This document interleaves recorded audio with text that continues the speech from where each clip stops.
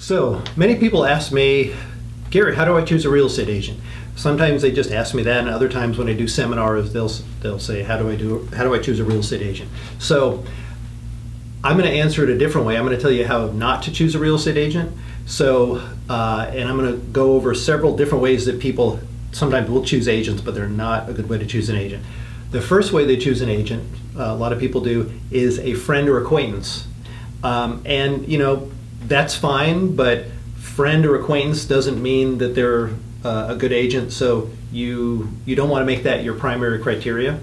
The next thing that they do is they just randomly pick someone at a known firm. Now, I work for a known firm, but I'll tell you, there are agents at my firm and other known firms that are not the best agents out there, and some that are wonderful, and the same goes for small firms. So I wouldn't say, oh, call XYZ big name realty and you'll be fine. So you don't want to just choose an agent because they're with a certain company.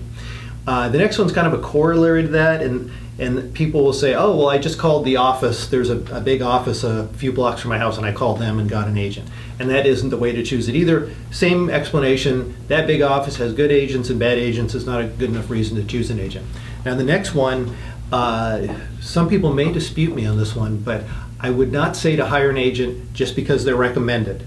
It really depends on why they're recommended. If someone says, hey, there's this agent, and I've worked with him a couple of times, and he helped my daughter buy a house, and he's great or she's great, that's a good reason. That's a good reason to use an agent recommended. However, most recommendations are more like, oh yeah, I know an agent, and it happens to be that person's sister, neighbor, somebody they know at work who does real estate part-time. That's not a reason to choose an agent just because they're recommended.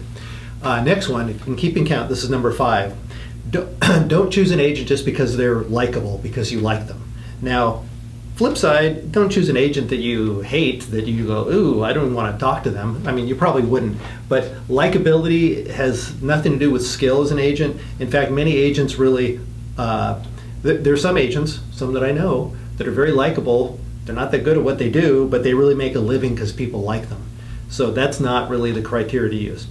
The next one is, I have talked to some people, and even though maybe I'm animated in this as we're talking here, when I sit down and talk with someone about their home, it's a serious situation, and I'm not quiet and anything like that, but I'm not waving my arms around. But I've had some people say, well, I didn't hire you, I hired Susie or I hired Johnny because they were excited about my home.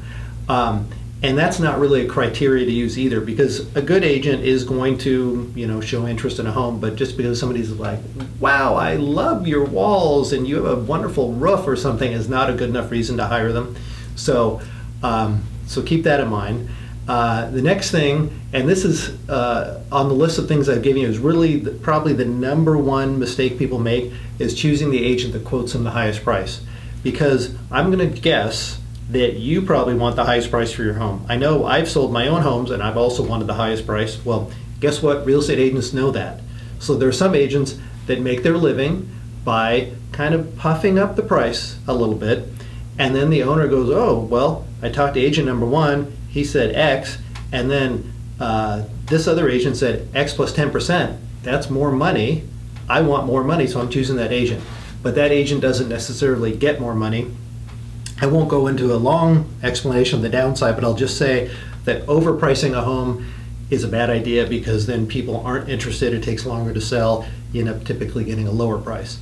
Then the next thing is the real estate fee. Now, because the real estate fee is a tangible thing in a sense, if you have an agent who says, well, I'll do it for X, and the other one says, I'll do it for 1% below X, that sounds great. But the thing is, generally, agents who charge low fees, number one, I don't know if I would say desperate, but I would say at least that they're probably not great negotiators. Let's put it that way.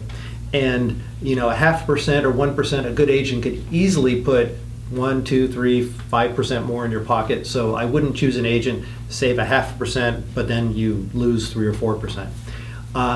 And then that's number 8. Number 9 is the years of experience. Now, I started in 1984, so I would like to tell you, you should hire me because I'm so experienced. But years in the business does not equate with skill. So I'd say, yeah, you want to have somebody with 5, 10 or more years experience, but just because they have that, that's not enough.